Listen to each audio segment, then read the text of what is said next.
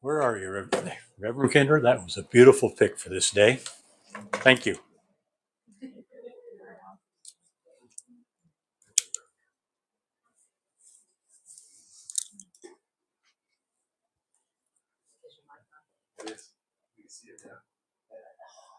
Okay, we're on camera. Okay. Welcome, welcome Facebook, and welcome to YouTube to our Sunday service for the July 4th weekend. I hope you enjoy this. Before I do our opening prayer, I'm going to say something about this shirt. It's got a history. About 5 years ago, I found out that Reverend Joe had a shirt just like this, identical. So I'd call Madge ahead of time and say, hey, we want to be the Bobsy twins this weekend. So every July 4th weekend for about 5 years, Joe and I showed up in the same shirt. Good times. On July 4th, I like to go a little bit outside the box.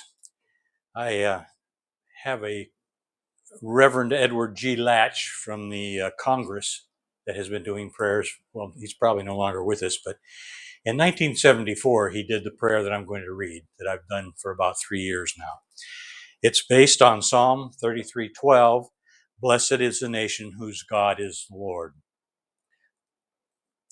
It was first read July 3rd, 1974. Eternal God, stir thou our minds and stimulate our hearts with a high sense of patriotism as we approach the 4th of July. May all that this day symbolizes renew our faith in freedom, our devotion to democracy, and redouble our efforts to keep a government of the people, by the people, and for the people truly alive in our world. Grant that we may highly resolve on this great day to dedicate ourselves anew to the task of ushering in an era when goodwill shall live in the hearts of a free people. Justice shall be the light to guide their feet, and peace shall be the goal of humankind. To the glory of thy holy name, and the good of our nation and all our mankind. And I add, this day may our home spiritual center be known as the spiritual light that leads the way to peace and prosperity, love and compassion, the true lights of God in our world. Simply, in love and light, amen. And now I turn the podium over to, I think, Reverend Jan.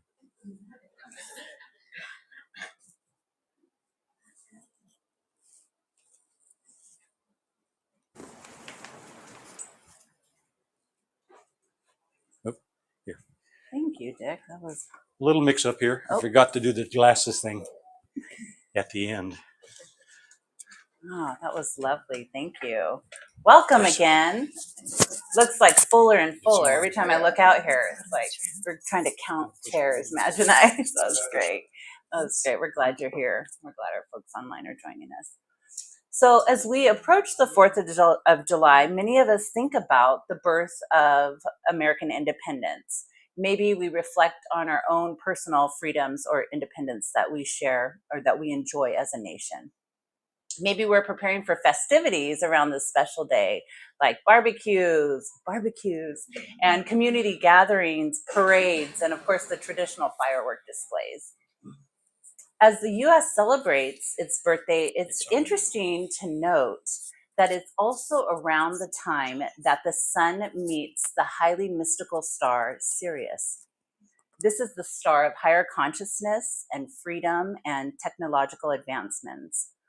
The Mayans and ancient Egyptians revered Sirius because they felt that it was really of high frequency, high vibration. Some other ancient civilizations believed that the meeting of the two signifies illumination around truth and light that will be shed on the world. So there's also some astrological theories that indicate that the meeting of the sun and Sirius would also be the perfect time to celebrate the birth of a new country. So maybe the 4th of July was chosen for this very reason, or maybe, I don't know, maybe it's just coincidence. So this year I began to contemplate the meaning of independence, and more specifically, spiritual independence. And my first thought was turning away from or not engaging in organized religion, kind of mostly just from my past. So searching for that deeper meaning. The Christian Science Journal says to be spiritually independent is to be self-governed, to do one's own thinking under God's direction, unswayed by mortal opinions and beliefs. It also goes on to say that God has endowed man and woman with inalienable rights, among which are self-government, reason, and conscience.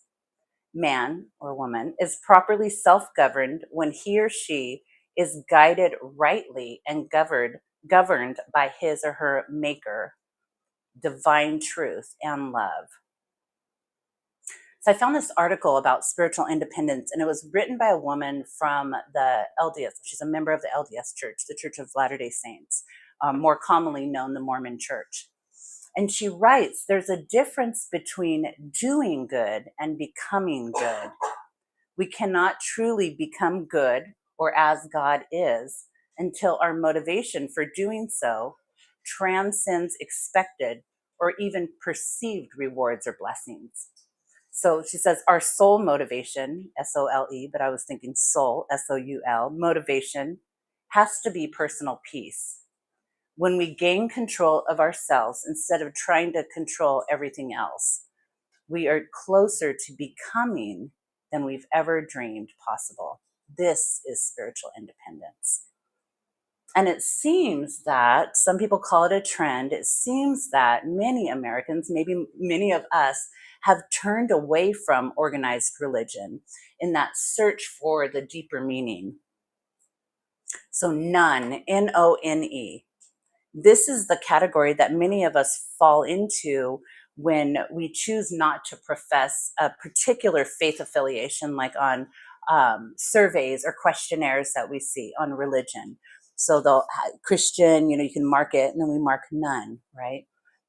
Rabbi Rami Shapiro says, these people are coldly lumped into this category, and it's not a fair representation of those who have faith, but not an easily defined theological views. And I've heard and I've used the phrase, I'm spiritual, but not religious. I'm spiritual. Probably most of us, a lot of us have said that, right? And he uses this term, spiritually independent, in his book, Perennial Wisdom for the Spiritually Independent. And he has a background that crosses over numerous faith traditions, and he believes that spiritually independent is much like politically independent. Those that don't feel comfortable aligning themselves with a particular party or an affiliation. They're not anti-religion, he says. They're longing for wisdom without the limitations of any given faith.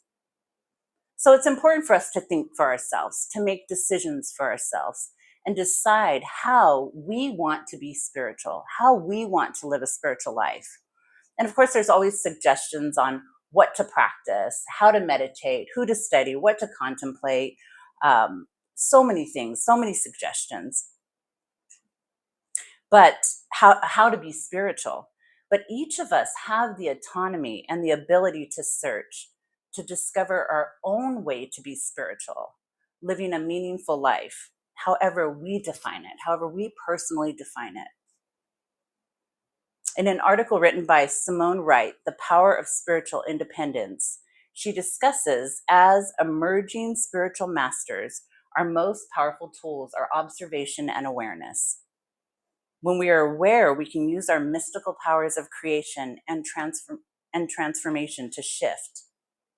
Those with eyes and awareness to see will recognize this moment in time as a powerful opportunity that holds an energetic message that every spiritual adventurer, I love that, spiritual adventurer would be served well to heed. This time of independence calls us to observe. It guides us to look deeper for our own true power. And she shares about a personal declaration of independence, claiming independence from external governing bodies like government, religion, education, family, tribes. or insisting that these entities give it to us. And that's not how we gain true spiritual power. We already possess it. It can't be given or demanded. And understanding that we possess it, we acknowledge it, and then we claim it. And when we recognize our own power of self-determination and self-guidance, self-direction, we see our own power. We become sovereign. When we begin to become deeply cognizant of our power of free will, choice, and awareness, that's when we become spiritually independent. She shares about this idea of mind over matter. So how many of you have made up your mind about something and then like really made up your mind about something and then all of a sudden things in your life start shifting and changing? I know I've had that experience many times. So the commonality of these dynamics point us in the direction of higher truth because mind shapes matter. Our thoughts and how they're directed enable us to shape our physical world. Many of us believe that and practice those concepts. The external world, the created world that we experience as our reality is a created thing. It's a reflection of the mind or the consciousness. It doesn't have any power to cause or to create. That creative force is the mind, and our external world is an effect or a result of it. We as spiritual adventurers or metaphysicians know and understand that principle, and we use it often to deliberately shape our world. Spiritual independence activates true creative skill. We can alter and direct our reality in the best way for us. The proficiency is shaped by the mind and supported by what she calls the three noble attributes, and their power, which is the ability to move energy, choice, which is the ability to make an empowered decision, will, which is the ability to direct that creative focus. So circling back to the personal declaration of independence, it's literally mind over matter. It's my mind creates my matter. She says this oath becomes our new pledge, and it's a foundation that we can build upon. We can begin to use the higher level of mind to generate outcomes that we desire. This higher level of mind is directed, and it's guided, and it's supported by our soul. Lastly, she shares about pledging allegiance to your soul. So when we pledge allegiance, we are expressing our commitment or our devotion in the highest sense. It can also mean that to bind or dedicate ourselves completely, body, mind, and spirit, to those external entities.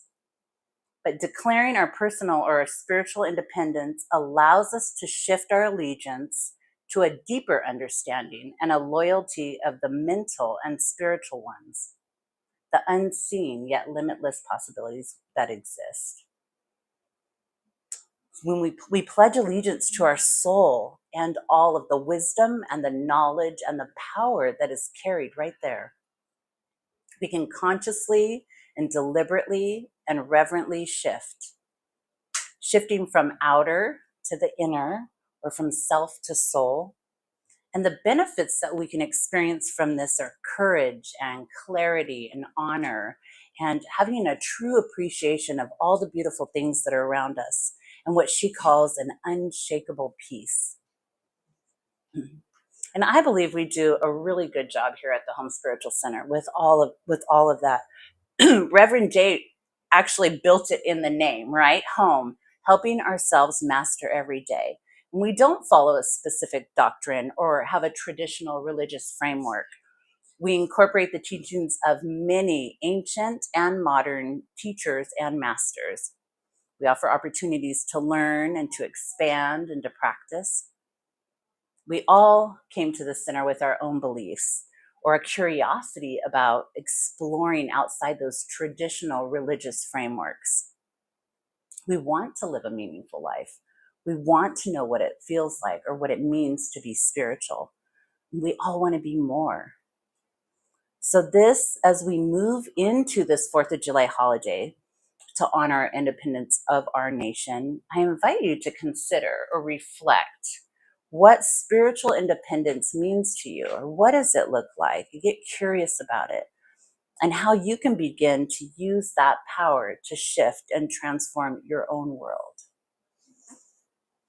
And I'm going to pass it on to Reverend Connie. Okay, you should be.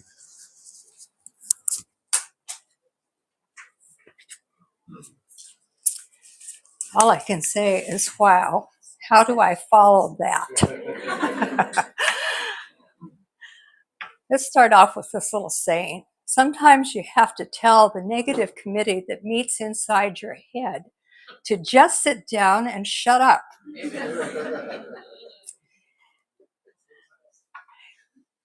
Let us consider perhaps it was this spiritual freedom that Jen was talking about.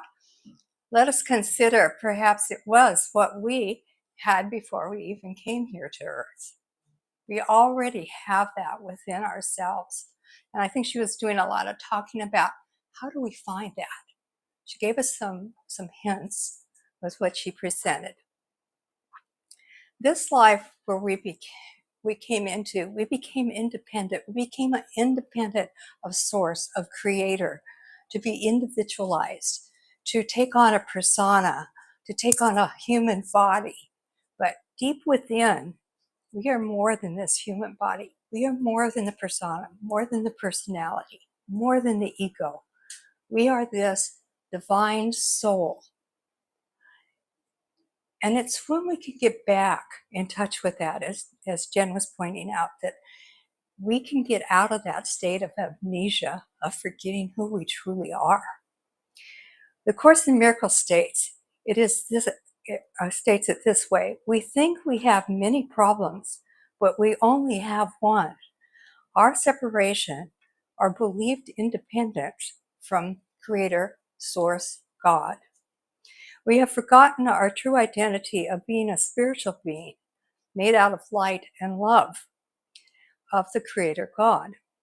That soul that dwells in our heart space, our human body, our Creator set up with a wonderful gift called free will, which gives us the right to choose. We get to choose anything about our life. We get to choose what we think, what we feel, but we're often unaware of that. And so we make mistakes. We choose wrong. And we suffer for those choices because we aren't aligned with that divine spirit within ourselves. The Law of Attraction was a book that came out a number of years ago, and it's based on a true law. Our thoughts are like magnets. They draw to us whatever we put out. If we put out negative type stuff, low vibratory stuff, that's what we get back. We put out high vibratory, joyous, wondrous thoughts, that's what we get back. We tend to think we can just use this gift of creation that we have through our thoughts, through our feelings, through our actions, to bring to us all of the material objects, the material experiences that will bring us to a point of being enlightened, joyous, wondrous, always in bliss beings. But that's not quite how it works, is it? We can get all of those things of materiality. We can get the American dream, as it's called. And yet, are we truly happy? Are we really content?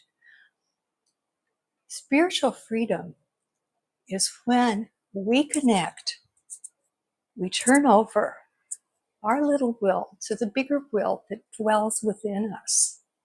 And when we listen to the intuition and the nudges and the synchronicities in our life, things start going a whole lot smoother than when we just kind of let it all be and don't pay attention. This all kind of goes along, that law of attraction kind of goes along with what Jesus, the master teacher, said, which His lesson was, as you sow, so shall you reap. In other words, what you give out there, you get back. We can combine our thoughts with very strong feelings. What we think over and over and over acts like a magnet that we draw things into our lives. So if we think about this idea of how can I become spiritually independent? How can I connect to that guidance system that lies within myself and not rely, as Jennifer was pointing out, on everything out here? You know, it's not about what we accept the government tells us to do or the teacher or whoever. We can take all this stuff in. We do. And oftentimes that becomes our reality. We don't take the time to really think for ourselves. What is it we truly want to experience in this life? How can we give? How can we be of service? How can we come from love, which we are? Those are the things we need to contemplate. Certainly, we can learn how to work with our minds more efficiently. I can remember giving this sermon back some time ago. I've talked about it and referred to it on a few occasions, where those of you who ever watched the program Home Improvement knew that it was about this man who had a program on television, and it was sponsored by the Binford Company. Well, he was always souping up things, making them better. So in your spiritual workshop, over there in the corner, draped in a cloth, all dusty and forgotten, is the Binford 5000 mind. We have to pull that mind out and start working with it. Read the owner's manual. I know we weren't given one, right? But it's time to figure it out. We are in a time of change, tremendous change. We're in a consciousness shift right now. How are you going to shift your mind to bring forth your own spiritual independence? That's what we're challenging you to do today.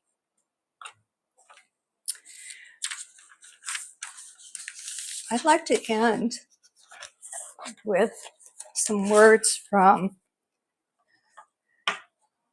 To Bless the Space Between Us. This is by an Irish priest. It's called Belonging. So if you'd like, you can close your eyes and just listen, kind of go into a quiet space, maybe take a few breaths and just relax. May you listen to your longing to be free. May the frames of your belonging be generous enough for your dreams. May you arise each day with a voice of blessing, whispering in your heart. May you find a harmony between your soul and your life. May the sanctuary of your soul never become haunted. May you know the eternal longing that lives at the heart of time. May there be kindness in your gaze when you look within. May you never place walls between the light and yourself. May you allow the wild beauty of the invisible world to gather you, mind you, embrace you in belonging. We all belong to one thing, our Creator. We are all part of the human race.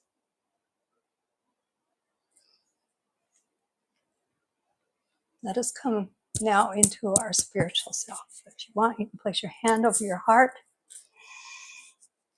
And let's just breathe out anything that is not serving us at this moment. Just let it go. And let's take a nice deep breath in and breathe in spirit. Bring in light, bring in love.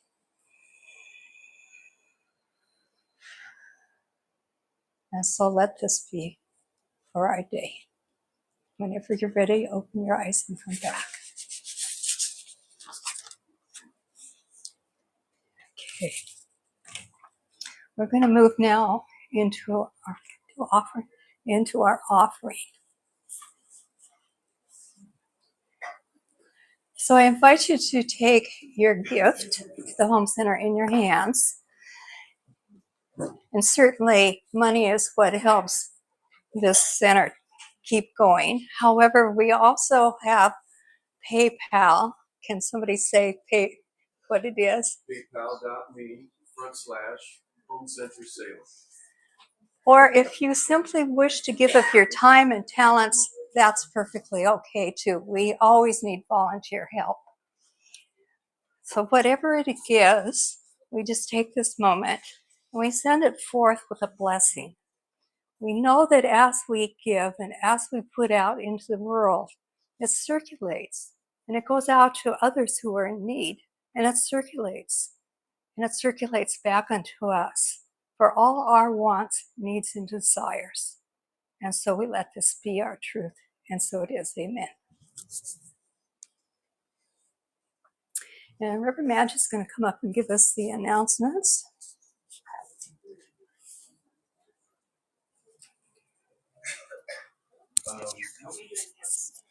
Closing prayer, that's right.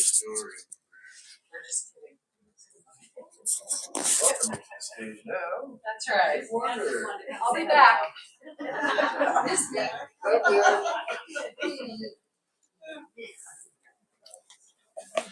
Well, it could have been done that way.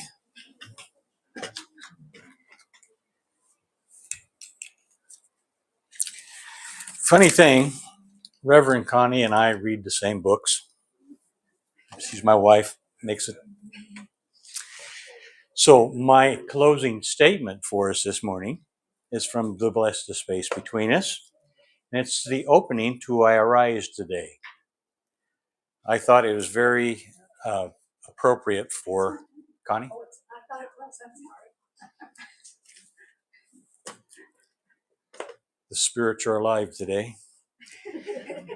The opening to I Arise Today. Somewhere out at the edges, the night is turning the waves of darkness, begins to brighten the shores of dawn. The heavy dark falls back to earth, and the freed air goes wild with light. The heart fills with fresh, bright breath, and thoughts stir to give birth to color. Just a little different use of words. Now, around a year and a half ago, in February 2022, the Home Center began to rebuild itself. The board of directors stepped up and began directing the finances and realigning the Home Center into this wonderful space now called the Home Spiritual Center, which brings me to the closing prayer. God, thank you for making this such a beautiful day. Thank you for the laughter and the wonderful food we will consume with our friends that we are sharing this day with. We've been called to serve others, and not just the hot dogs and hamburgers coming up soon. Let us fill our hearts with love that we will be able to pour it out to the people of the world. May peace grow from every word we speak. I bless everyone that is here this morning, for you have made time in your busy schedules to gather here for this celebration. I bless you and the new friends you may make this day, breaking bread, or more colloquially, eating burgers and dogs, sipping Coke and lemonade. As we finish our service, I thank the angels going before us, clearing the way so that we will all reach our destinations safely, if my tongue untangles. And so it is. One love and light. Amen. And to Facebook and YouTube, this is a July 4th weekend. Go and be safe, but have lots of fun. Home Center out.